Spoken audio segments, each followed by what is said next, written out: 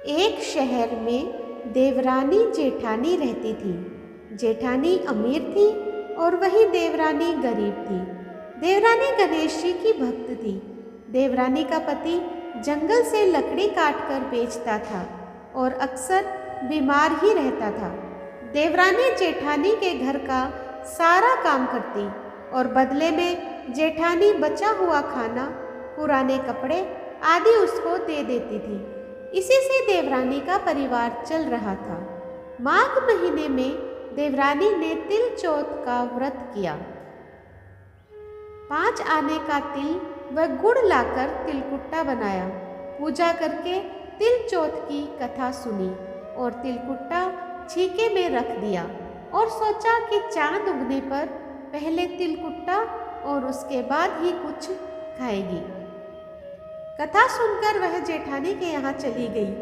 खाना बनाकर जेठानी के बच्चों से खाना खाने को कहा तो बच्चे बोले, माँ ने व्रत किया है और माँ भूखी है। जब माँ खाना खाएगी हम भी तभी खाना खाएंगे। जेठ जी को खाना खाने को कहा तो जेठ जी बोले, मैं अकेला नहीं खाऊंगा। जब चांद निकलेगा तब सब खाएंगे, तभी मैं भी खाऊंगा। जेठानी ने उसे कहा कि आज तो किसी ने भी अभी तक खाना नहीं खाया है, तुम्हें कैसे दूँ? तुम सुबह सवेरे ही बचा हुआ खाना ले जाना।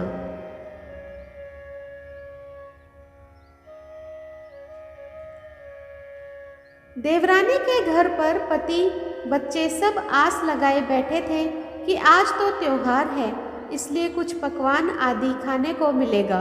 परंतु जब बच्चों को पता चला कि आज तो रोटी भी नहीं मिलेगी तो बच्चे रोने लगे। उसके पति को बहुत गुस्सा आया। कहने लगा, सारा दिन काम करके भी 2 रोटी नहीं ला सकती तो काम क्यों करती हूँ? पति ने गुस्से में आकर पत्नी को कपड़े धोने से मारा। धोना हाथ से छूट गया और पाटे से मारा। वह बेचारी गणेश जी को याद करती हुई रोते रोते पानी पीकर सो गई। उस दिन गणेश जी देवरानी के सपने में आए और कहने लगे, धोने मारी पाटे मारी सो रही है या जग रही है? वह बोली, कुछ सो रही हूँ, कुछ जग रही हूँ। गणेश जी बोले, भूख लगी है, कुछ खाने को दे। देवरानी बोली, क्या दूँ? मेरे घर में तो अन्न का एक दाना भी नहीं है। जेठानी बचा खुचा खाना देती थी, आज वह भी नहीं मिला।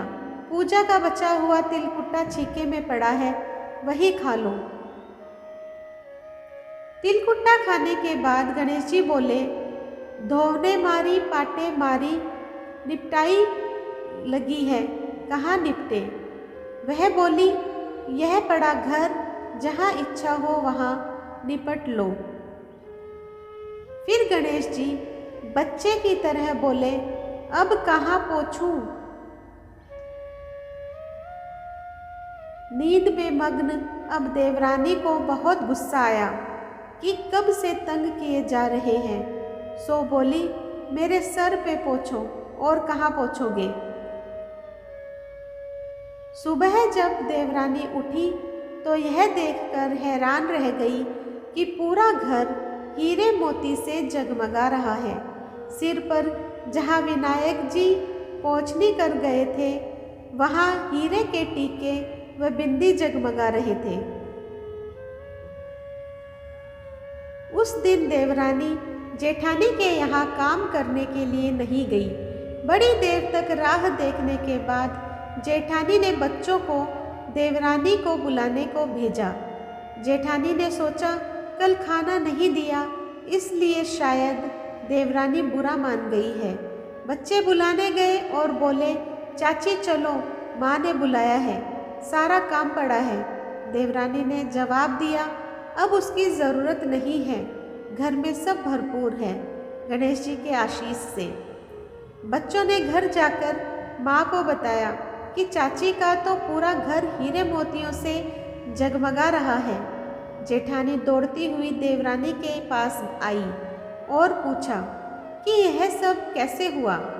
देवरानी ने उसके साथ जो हुआ वो सब कह डाला। घर लौटकर जेठानी अपने पति से कहा कि आप भी मुझे धोवने से और पाटे से मारो। उसका पति बोला कि भली मानस, मैंने कभी तुम पर हाथ भी नहीं उठाया, मैं तुम्हें धोवने और पाटे से कैसे मार सकता हूँ। वह नहीं मानी और जिद करने लगी। मजबूरन पति को उसे मारना पड़ा। उसने ढेर सारा घी डालकर चूरमा बनाया और छीके में रखकर सो गई। रात को चौथ विनायक जी सपने में आए। कहने लगे, भूख लगी है, क्या खाऊं? जेठानी ने कहा, हे गणेश जी महाराज, मेरी देवरानी के यहाँ तो आपने सूखा तिलकुट्टा खाया था। मैंने तो झरते घी का चूरमा बनाकर आपके लिए छीके में रखा है। फल और मेवे भी रखे हैं, जो चाहिए वही खा लीजिए। बाल स्वरूप गणेश जी बोले, अब निपटे कहाँ? जेठानी बोली, उसके यहाँ तो टूटी फूटी झोपड़ी थी, मेरे यहाँ तो कंचन के महल है, जहाँ चाहो वहीं निपटो। फिर गणेश जी ने पूछा कि अब पोछूं कहाँ? जेठानी बोली, मेरे ललाट पर बड़ी सी बिंदी लगाकर पोंछ दो। धन की भूखी जेठानी सुबह बहुत जल्दी उठ गई। सोचा घर हीरे जवाहरात से भर चुका होगा, पर देखा तो पूरे घर में गंदगी फैली हुई थी। तेज बदबू आ रही थी। उसके सिर पर भी बहुत ही गंदगी लगी हुई थी। उसने कहा, हे गणेश जी महाराज, यह आपने क्या किया? मुझसे रूठे और देवरानी पर टूटे। जेठानी ने घर की सफाई करने की बहुत ही कोशिश की, परंतु गंदगी और ज़्यादा फैलती गई। जेठानी के पति को मालूम चला तो वह भी बहुत गुस्सा हुआ और बोला, तेरे पास इतना सब कुछ था, फिर भी तेरा मन नहीं भरा। परेशान होकर चौथ के गणेश जी से मदद की विनती करने लगी। गणेश जी ने कहा, देवरानी से जलन के कारण तूने जो किया था, यह उसी का फल है। अब तू अपने धन में से आधा उसे दे देगी, तभी यह सब साफ होगा। उसने आधा धन बांट लिया, किंतु मोहरे की एक हांडी चूल्हे के नीचे गाड़ रखी थी। उसने सोचा किसी को पता नहीं चलेगा, और उसने उस धन को नहीं बांटा। उसने कहा, हे श्री गणेश जी, अब तो अपना यह बिखराव समेटो। वे बोले, पहले चूल्हे के नीचे गाड़ी हुई मोहरों की हांडी सहित ताक में रखी 2 सुई के भी 2 हिस्से कर। इस प्रकार गजानन ने बाल स्वरूप में आकर सुई जैसी छोटी चीज का भी बंटवारा किया और अपनी माया समेटी। हे गणेश जी महाराज, जैसी आपने देवरानी पर कृपा की, वैसी सब पर करना। कहानी कहने वाले पर, सुनने वाले पर और हुकारा भरने वाले पर सब पर कृपा करना, किंतु जेठानी को जैसी सजा दी वैसी किसी को मत देना। बोलो गणेश जी महाराज की जय, चौथ माता की जय। तो दोस्तों, आज मैंने आप लोगों के समक्ष सकट चौथ अर्थात माही चौथ अर्थात तिलकुट्टा चौथ की कहानी प्रस्तुत की है। आपको कैसी लगी मुझे कमेंट बॉक्स में ज़रूर बताइएगा। जो लोग मेरे चैनल पर नए आए हैं, प्लीज़ सब्सक्राइब कर दीजिए, लाइक कीजिए और शेयर कीजिए अपने दोस्तों और परिवार में, और इसी तरह मेरा सहयोग करते रहिए। धन्यवाद।